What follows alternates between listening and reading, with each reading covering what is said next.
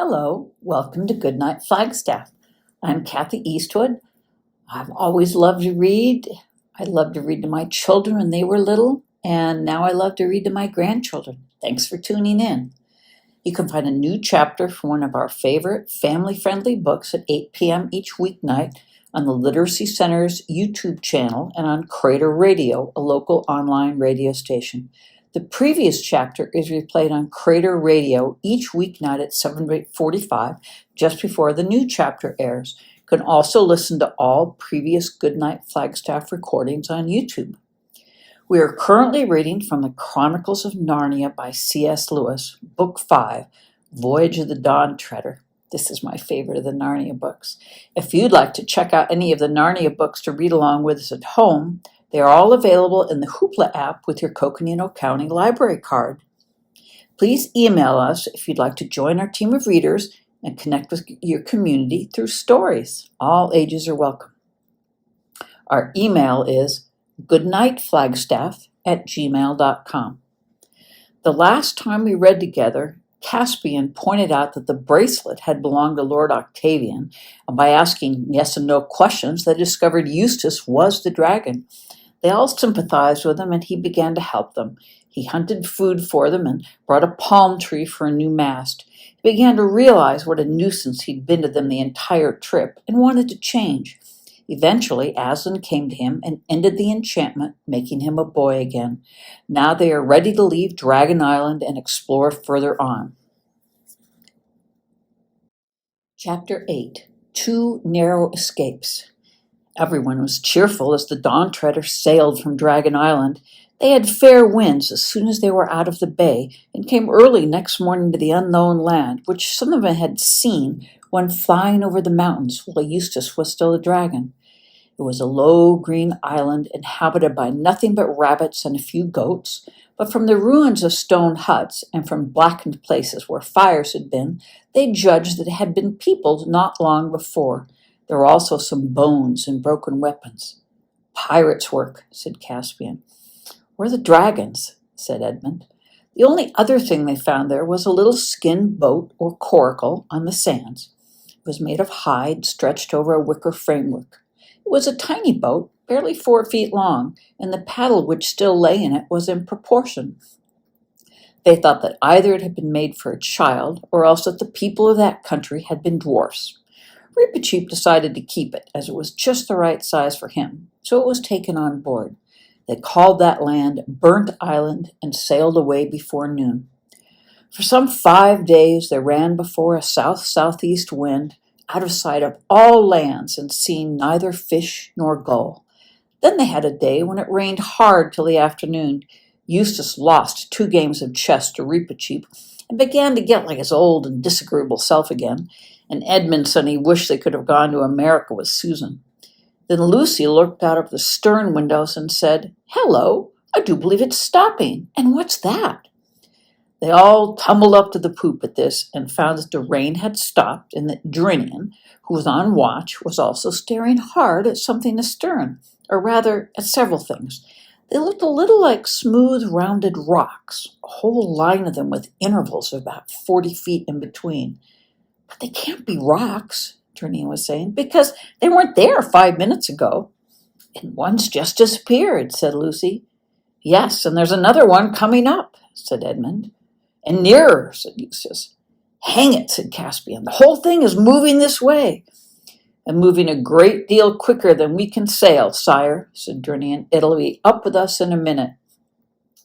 They all held their breath, for it is not at all nice to be pursued by an unknown something either on land or sea. But what it turned out to be was far worse than anyone had suspected. Suddenly, only about the length of a cricket pitch from their port side, an appalling head reared itself out of the sea. It was all greens and vermilions with purple blotches, except where shellfish clung to it, and shaped rather like a horse's, though without ears. It had enormous eyes made for staring through the dark depths of the ocean, and a gaping mouth filled with double rows of sharp fish-like teeth. It came up on what they first took to be a huge neck, but as more and more of it emerged, Everyone knew that this was not its neck but its body, and that at last they were seeing what so many people have foolishly wanted to see, the great sea serpent. The folds of its gigantic tail could be seen far away, rising at intervals from the surface, and now its head was towering up higher than the mast. Every man rushed to his weapon, but there was nothing to be done. The monster was out of reach. "Shoot! Shoot!" cried the master bowman, and several obeyed, but the arrows glanced off the sea serpent's hide as if it was iron-plated. Then, for a dreadful minute, everyone was still, staring up at its eyes and mouth and wondering where it would pounce. But it didn't pounce. It shot its head forward across the ship on a level with the yard of the mast. Now its head was just beside the fighting top. Still it stretched and stretched till its head was over the starboard bulwark. Then down it began to come, not onto the crowded deck, but into the water, so that the whole ship was under an arch of serpent. And almost at once that arch began to get smaller. Indeed, on the starboard, the sea serpent was now almost touching the Dawn Treader's side. Eustace, who had really been trying very hard to behave well, till Rain in the chest put him back, now did the first brave thing he had ever done. He was wearing a sword that Caspian had lent him. As soon as the serpent's body was near enough on the starboard side, he jumped onto the bulwark and began hacking at it with all its might. It is true that he accomplished nothing beyond breaking Caspian's second-best sword in bits, but it was a fine thing for a beginner to have done. Others would have joined him if at that moment Reepicheep had not called out, "Don't fight! Push!" It was so unusual for the mouse to advise anyone not to fight that even in that terrible moment every eye turned to him. And when he jumped up onto the bulwark, forward of the snake, and set his little furry back against its huge, scaly, slimy back, and began pushing as hard as he could, quite a number of people saw what he meant and rushed to both sides of the ship to do the same. And when a moment later the sea serpent's head appeared again, this time on the port side, and this time with his back to them, then everyone understood. The brute had made a loop of itself round the Dawn Treader and was beginning to draw the loop tight. When it got quite tight, snap! There would be floating matchwood where the ship had been, and it could pick them out of the water one by one. Their only chance was to push the loop backward till it slid over the stern, or else, to put the same thing another way, to push the ship forward out of the loop. Reepicheep alone had, of course, no more chance of doing this than of lifting up a cathedral, but he had nearly killed himself with trying before others shoved him aside. Very soon the whole ship's company, except Lucy and the mouse, which was fainting, was in two long lines along the two bulwarks, each man's chest to the back of the man in front, so that the weight of the whole line was in the last man, pushing for their lives. For a few sickening seconds, which seemed like hours, nothing appeared to happen. Joints cracked, sweat dropped, breath came in grunts and gasps. Then they felt that the ship was moving. They saw that the snake loop was further from the mast than it had been, but they also saw that it was smaller, and now the real danger was at hand. Could they get it over the poop, or was it already too tight? Yes, it would just fit. It was resting on the poop rails. A dozen or more sprang up on the poop. This was far better. The sea serpent's body was so low now that they could make a line across the poop and push side by side. Hope rose high till everyone remembered the high carved stern, the dragon tail of the Dawn Treader. It would be quite impossible to get the brute over that. "An axe!" cried Caspian hoarsely, "and still shove!" Lucy, who knew where everything was, heard him where she was standing on the main deck, staring up at the poop. In a few seconds she had been below, got the axe, and was rushing up the ladder to the poop. But just as she reached the top, there came a great crashing noise, like a tree coming down, and the ship rocked and darted forward. For at that very moment, whether because the sea serpent was being pushed so hard, or because it foolishly decided to draw the noose tight, the whole of the carved stern broke off, and the ship was free. The others were too exhausted to see what Lucy saw. There, a few yards behind them, the loop of the sea serpent's body got rapidly smaller and disappeared into a splash. Lucy always said, Of course, she was very excited at the moment. It may only have been imagination, that she saw a look of idiotic satisfaction on the creature's face. What is certain is that it was a very stupid animal, for instead of pursuing the ship, it turned its head round and began nosing all along its own body, as if it expected to find the wreckage of the Dawn Treader there. But the Dawn Treader was already well away, running before a fresh breeze, and the men lay and sat, panting and groaning all about the deck, till presently they were able to talk about it, and then to laugh about it. And when some rum had been served out, they even raised a cheer, and everyone praised the valor of Eustace, though it hadn't done any good, and of Reepicheep. After this they sailed for 3 days more, and saw nothing but sea and sky. On the 4th day the wind changed to the north, and the seas began to rise. By the afternoon it had nearly become a gale, but at the same time they sighted land on their port bow. "By your leave, sire," said Drinian, "we will try to get under the lee of that country by rowing and lie in harbor, maybe till this is over." Caspian agreed, but a long row against the gale did not bring them to the land before evening. By the last light of that day they steered into a natural harbor and anchored, but no one went ashore that night. In the morning they found themselves in the green bay of a rugged, lonely-looking country which sloped up to a rocky summit. From the windy north, beyond that summit, clouds came streaming rapidly. They lowered the boat and loaded her with any of the water casks, which were now empty. "Which stream shall we water at, Drinian?" said Caspian as he took a seat in the stern sheets of the boat. "There seem to be 2 coming down into the bay." "Makes a little odd, sire," said Drinian, "but I think it's a shorter pull to that on the starboard, the eastern one." "Here comes the rain," said Lucy. "I should think it does," said Edmund, who was already pelting hard. "I say, let's go to the other stream. There are trees there, and we'll have some shelter." "Yes, let's," said Eustace. "No point in getting wetter than we need." But all the time, Drinian was steadily steering to the starboard, like tiresome people in cars who continue at 40 miles an hour while you are explaining to them that they're on the wrong road. "They're right, Drinian," said Caspian. "Why don't you bring her head round and make for the western stream?" "As your majesty pleases," said Drinian a little shortly. He had had an anxious day with the weather yesterday, and he didn't like advice from landsmen. But he altered course, and it turned out afterwards that it was a good thing he did. By the time they had finished watering, the rain was over, and Caspian, with Eustace, the Pevensies, and Reepicheep, decided to walk up to the top of the hill and see what could be seen. It was a stiffish climb through coarse grass and heather, and they saw neither man nor beast except seagulls. When they reached the top, they saw that it was a very small island, not more than 20 acres, and from this height the sea looked larger and more desolate than it did from the deck or even the fighting top of the Dawn Treader. "Crazy, you know," said Eustace to Lucy in a low voice, looking at the eastern horizon, "sailing on and on into that with no idea what we may get to." But he only said it out of habit, not really nastily as he would have done at one time. It was too cold to stay long on the ridge, for the wind still blew freshly from the north. "Don't let's go back the same way," said Lucy as they turned. "Let's go along a bit and come down by the other stream, the one Drinian wanted to go to." Everyone agreed to this, and after about 15 minutes they were at the source of the second river. It was a more interesting place than they had expected.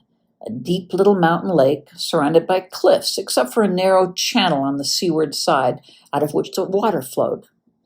Here at last they were out of the wind, and all sat down in the heather above the cliff for a rest. All sat down, but one, it was Edmund, jumped up again very quickly. "They go in for sharp stones on this island," he said, groping about in the heather. "Where is the wretched thing? Ah, now I've got it. Hullo! It wasn't a stone at all. It's a sword hilt. No, by Jove, it's a whole sword. What the rest has left of it must have lain here for ages." "Narnian, too, by the look of it," said Caspian as they all crowded round. "I'm sitting on something, too," said Lucy, "something hard." It turned out to be the remains of a mail shirt. By this time, everyone was on hands and knees, feeling in the thick heather in every direction. Their search revealed, one by one, a helmet, a dagger, and a few coins. Not Calorman crescents, but genuine Narnian lions and trees, such as you might see any day in the marketplace of Beaver's Dam or Baruna. Looks as if this might be all that's left of one of our 7 lords, said Edmund. Just what I was thinking, said Caspian. I wonder which it was. There's nothing on the dagger to show, and I wonder how he died. And how we are to avenge him, added Reepicheep. Edmund, the only one of the party who had read several detective stories, had meanwhile been thinking. Look here, he said. There's something very fishy about this. He can't have been killed in a fight. Why not? Asked Caspian. No bones, said Edmund. An enemy might take the armor and leave the body, but who ever heard of a chap who'd won a fight, carrying away the body and leaving the armor? Perhaps he was killed by a wild animal, Lucy suggested. Be a clever animal, said Edmund. That would take a man's mail shirt off. Perhaps a dragon, said Caspian. Nothing doing, said Eustace. A dragon couldn't do it. I ought to know. Well, let's get away from the place anyway, said Lucy. She had not felt like sitting down again since Edmund had raised the question of bones. If you like, said Caspian, getting up. I don't think any of this stuff is worth taking away. They came down and around to the little opening where the stream came out of the lake and stood looking at the deep water within the circle of cliffs. If it had been a hot day, no doubt someone would have been tempted to bathe and everyone would have had a drink. Indeed, even as it was, Eustace was on the very point of stooping down and scooping up some water in his hands when Reepicheep and Lucy both at the same moment cried, Look! So he forgot about his drink and looked. The bottom of the pool was made of large, grayish-blue stones, and the water was perfectly clear, and on the bottom lay a life-size figure of a man, made apparently of gold. It lay face downwards with its arms stretched out above its head, and it so happened as they looked at it, the clouds parted and the sun shone out. The golden shape was lit up from end to end. Lucy thought it was the most beautiful statue she had ever seen. Well, whistled Caspian, that was worth coming to see. I wonder, can we get it out? We can dive for it, sire, said Reepicheep. No good at all, said Edmund. At least if it's really gold, solid gold, it'll be far too heavy to bring up, and that pool's 12 or 15 feet deep if it's an inch. Half a moment, though. It's a good thing I brought a hunting spear with me. Let's see what the depth is like. Hold on to my hand, Caspian, while I lean out over the water a bit. Caspian took his hand, and Edmund, leaning forward, began to lower his spear into the water. Before it was halfway in, Lucy said, I don't believe the statue is gold at all. It's only the light. Your spear looks just the same color. What's wrong? Asked several voices at once, for Edmund had suddenly let go of the spear. I couldn't hold it, gasped Edmund. It seems so heavy. There it is on the bottom now, said Caspian, and Lucy is right. It looks just the same color as the statue. But Edmund, who appeared to be having some trouble with his boots, at least he was bending down and looking at them, straightened himself all at once and shouted out in the sharp voice which people hardly ever disobey, Get back! Back from the water! All of you! At once! They all did and stared at him. Look, said Edmund, look at the toes of my boots. They look a bit yellow, began Eustace. They're gold, solid gold, interrupted Edmund. Look at them, feel them. The leather's pulled away from it already, and they're as heavy as lead. By Aslan, said Caspian, you don't mean to say. Yes, I do, said Edmund. That water turns things into gold. It turned the spear into gold, that's why it got so heavy. And it was just lapping against my feet. It's a good thing I wasn't barefoot. And it turned the toe caps into gold. And that poor fellow on the bottom. Well, you see. So it isn't a statue at all, said Lucy in a low voice. No, the whole thing is plain now. He was here on a hot day. He undressed on top of the cliff where we were sitting. The clothes have rotted away or been taken by birds to lie nest withs. The armor's still there. Then he dived in. Don't, said Lucy. What a horrible thing. And what a narrow shave we've had, said Edmund. Narrow indeed, said Reepicheep. Anyone's finger, anyone's foot, anyone's whisker, or anyone's tail might have slipped into the water at any moment. All the same, said Caspian, we may as well test it. He stooped down and wrenched up a spray of heather. Then very cautiously he knelt beside the pool and dipped it in. It was heather that he dipped. What he drew out was a perfect model of heather made of the purest gold, heavy and soft as lead. The king who owned this island, said Caspian slowly, and his face flushed as he spoke, would soon be the richest of all the kings in the world. I claim this land forever as a Narnian possession. It shall be called Goldwater Island, and I bind all of you to secrecy. No one must know of this, not even Drinian, on pain of death, do you hear? Who are you talking to? Said Edmund. I'm no subject of yours. If anything, it's the other way around. I am one of the 4 ancient sovereigns of Narnia, and you are under allegiance to the High King, my brother. So has it come to that, King Edmund, has it? Said Caspian, laying his hand on his sword hilt. Oh, stop it, both of you, said Lucy. That's the worst of doing anything with boys. You're all such swaggering, bullying idiots. Her voice died away into a gasp, and everyone else saw what she had seen. Across the gray hillside above them, gray, for the heather was not yet in bloom, without noise, without looking at them, and shining as if he were in bright sunlight, though the sun had in fact gone in, passed with slow pace the hugest lion that human eyes have ever seen. In describing the scene, Lucy said afterwards, he was the size of an elephant, though at another time she only said the size of a cart horse. But it was not the size that mattered. Nobody dared to ask what it was. They knew it was Aslan. And nobody ever saw how or where he went. They looked at one another like people waking from sleep. What were we talking about? Said Caspian. Have I been making rather an ass of myself? Sire, said Reepicheep, this is a place with a curse on it. Let us get back on board at once. And if I might have the honor of naming this island, I should call it Deathwater. That strikes me as a very good name, Reep, said Caspian, though now that I come to think of it, I don't know why. But the weather seems to be settling, and I dare say Drinian would like to be off. What a lot we shall have to tell him. But in fact they had not much to tell, for the memory of the last hour had all become confused. Their Majesties all seemed a bit bewitched when they came aboard, said Drinian to Rhys some hours later, when the Dawn Treader was once more under sail and Deathwater Island already below the horizon. Something happened to them in that place. The only thing I could get clear was that they think they found the body of one of these lords we're looking for. You don't say so, Captain, answered Rhys. Well, that's 3, only 4 more. At this rate, we might be home soon after the New Year. And a good thing, too. My backie's running a bit low. Good night, sir. Well, that's it. Thank you for tuning in. Join us next time for Chapter 9 of Voyage of the Dawn Treader. Good night, Flagstaff.